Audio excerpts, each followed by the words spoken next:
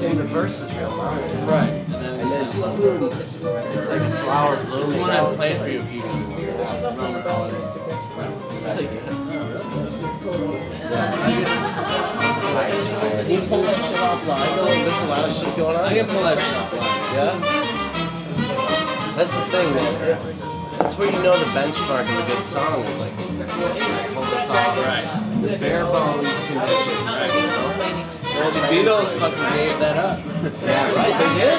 Fucking Sgt. Pepper. They gave it up after they couldn't play pack. They gave it up after they couldn't play paperback, right? Right.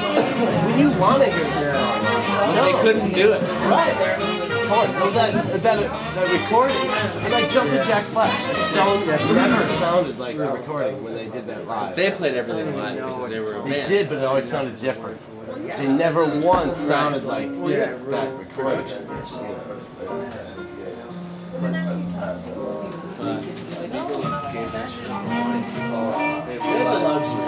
Yeah, they did. We're on like Facebook right now. So look up, smile. I like Facebook back. Yeah. I'll tell you, sitting next to the young lady here to your right, you never look so good, Rob. Thank you. Yeah. I feel better now. So Rob, what do you think about the West Coast, man? I mean, you're a Midwest guy. You're a Detroit guy. I reckon I should have come here a long time ago.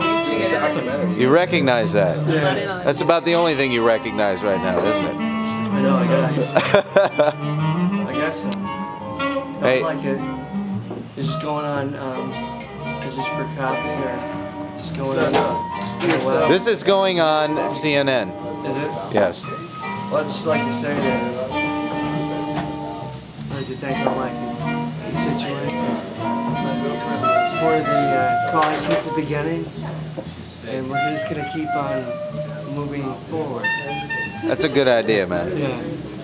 So, Rob, now you are kind of an aficionado by most people's standards. I mean, you were trained by wolves or something. Where did you get your musical training? That's true. I was trained by wolves in the West, in I believe it was Iowa. I believe the Midwest, Iowa, in a cornfield by wolves. They trained me on drums, and R&B, and I was trained by the wolves and the dwarves, exploding The dwarves too. Yeah, exploding dwarves, and Wow. and clowns. Clowns too. Yeah, I was in clown school, and the wolves. I see that. The exploding dwarves and the clowns all trained me, and this is what you got now. Now, Rob, let's be You got a fair. rock and roll drummer playing bass guitar who really doesn't have a clue about bass guitar. But let's be serious for a second. Now, you are professionally trained, are you not? Yeah, I was professionally trained at drums. Yes, I was. Now, where did you study drums, man?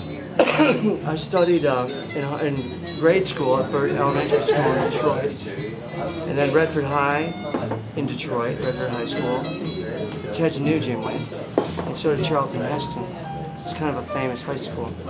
And then I studied in New York City. I studied with Joe Morello, drums, jazz drums. I studied with Pete Erskine in New York. I studied with Tommy Campbell in New York, and Will Calhoun from Living Color. I knew him back then, and then he hooked me up. And I also studied with John Dorsey, who was the first chair percussionist in Detroit Symphony Orchestra, and Maruga from Weather Report. Steve Booker, Maruga, kind of famous guy around here. He plays with Funkadelic, George Clinton still. And so I studied with some of the old guys, and learned a lot. And I learned a lot of jazz stuff that I don't do it anymore, but it's in there, it's in me or whatever. So it was good, I learned a lot from those guys, like discipline, discipline. We were very disciplined players. The guys I studied with, real. Now you're an Army guy, right? Yeah, I was an Army guy. Yeah. I was So you know about discipline? Yeah, I went a little to the bit. Army in '83 in Army Reserves, and I went active reserves for a couple of years. And I was medical, and I was combat medic, and then I went to ENT school, worked in head and neck surgery, and then I got sick of that, so I taught nuclear warfare in my reserve unit, which was exciting, and nuclear biological chemical warfare. And then I got a skill qualifier at Fort Campbell and Ranger School qualifier. I went to officers RIP down there, which was a lot of fun. And then I was attached to a division for a little bit as auxiliary personnel, and I went to Central America for a minute, class 5. And then I was in 51st MI in Michigan. Military intelligence. Yeah, 51st MI, and we worked on the declassified. So it was Kosovo, was what we were looking at. And I was in a room with like fuel room and bullets and stuff. So it was interesting. You know. Remember Telex? Or not Telex. Shit. Audubon. Yeah. You know Audubon, right? Sure. Audubon, the internet, right? That's the internet now, right? Pretty much. Audubon system. Al Gore invented that, I think. Yeah, Al Gore. Yeah, he did. Al Gore invented the internet. And the Audubon system. It was in place by the, I think the NSA did that in the 60s, really, Audubon. But that was the old internet, and we used to get faxes secured from Pentagon daily. It was all codes, you know what I'm talking about. It was classified shit. Well, that's secret and all, eyes only. And you get codes in and plans that it would change, commanders, and shit like that, you know. You know the drill. well that Yeah, it's declassified now, so I can't say stuff. You know? that's a rather interesting background for a guy that's playing bass in Detroit and San Francisco. I mean, yeah, but I was a painter in high school. I was loved. My brother was a great painter, and he got a scholarship to the Art Institute of Chicago when he was in high school. So I wanted to be a great painter, like Egon Schiele. I was like Egon Schiele and Gustav Klimt and Edvard Munch. And I always liked David Bowie too, because he was a good painter. And so I wanted to be a good painter. I didn't want to be a rock and roll person at all. I wanted nothing to do with it, really. I thought it was annoying in a way in high school. So I used to take lots of hallucinogenics and stay in my room and paint and show up for painting class. That I'd argue with my painting teacher, we'd throw shit at each other and scream at each other like all day. But she always gave me an A, so I was lucky that she liked my work. And then I ended up going into rock and roll. And then, you know, I played drums and learned how to play guitar and sing a little. And I write now, play guitar. Write and sing and play every instrument really when I record. I play everything if I need to. Because I get someone better, like my brother, like Jimmy, get him to play guitar, you know. So I'm at the mercy of the universe when I make the record. But yeah, I always liked Jimmy's idea of Ultraviolet Radio when I first heard it, because in the 80s I was playing in psychedelic kind of bands and drums, and it was kind of like not synth pop at all. It was more like Hawkwind and Steve Hillage and Gong and Düsseldorf and Noy and that kind of vibe. And I always wanted to do something like this, like what Jimmy's doing. And when I heard it, and he called me and several years ago, he wanted a drummer that could play to a machine, and I always played kind of like a machine anyway, because I grew up listening to, I used to drum the Kraftwerk records, and David Bowie, Young Americans, and Ziggy Stardust, and Station to Station, and Ohio Players, Honey was a big record I loved back then, and yeah, so it's interesting, you know, what happened to this. So it is kind of, yeah, it's kind of, you wonder, I could never plan this ending up here. let me ask you a cosmic question. Okay. What is the significance of music in your life? Well, for me, it's like a, I don't know, I guess it's a matter of, I get all intellectual or whatever, but I think that it's a visceral thing. It's like sex, it's like fucking, and it's totally, when you're making music and it's going well, it's like fucking someone you really adore, and it's amazing. Okay?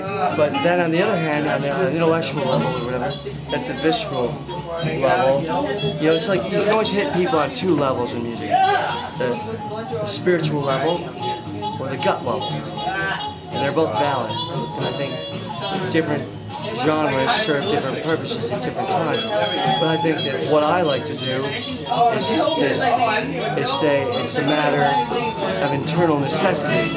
Like Kandinsky used to say, I was like Bauhaus School of Art, you know, and Kandinsky said it's a matter of internal necessity to do your art, and I agree with that. So I think it's like, if I don't do it, I'm like disconnected from myself and the universe or whatever, God, or the gods, as it may be. So yeah, I think it's a spiritual and visceral thing at the same time. I think it's Dionysian and Apollonian simultaneously. Which is, you know, a lot of people won't buy that. You know, most rockers are Dionysian and they don't want anything to do with the Apollonian thing. But I think that it's important to have aspects of Apollonian sort of dogma intellectually to sort of keep that elevating things, you know? Because you can only do the nasty thing so many times and it's boring. You know, you have to elevate it. Right? Even for a bass player. Even for a bass player. Yeah. So I'm gonna have to check Bill Wyman on that one. Yeah. Yeah, now I like that guy. I'm trying to emulate him. I think in this I'm trying to emulate Tina Weymouth from Talking Heads. Just really, you know what I mean? Stay right in the basement and don't fucking leave. And just stay there and don't do anything other than that. And I think that's the best way to do it. I think. For this especially too. It makes it less, more interesting, I think. Gives it more space and whatnot. So you have another San Francisco engagement tomorrow night. How do you feel about that? Are you fired up, man? Yeah, I think so. I've got more of a glam kind of thing going for tomorrow. Really? Yeah, I don't know if they'll let me do it, but we'll see. Are you gonna wear that prom dress you had picked out? No. With the ruffles? More of a like rocks and music thing. We'll see. Oh, all right. We'll see how it goes. We'll see if I get approval from the other guys in the band. Well, you always pull it off, man. One way or another, you always pull it off. Well, thank you. I felt good tonight. I had fun. Mr. Bassman, thank you for your time. All right, thank you, sir.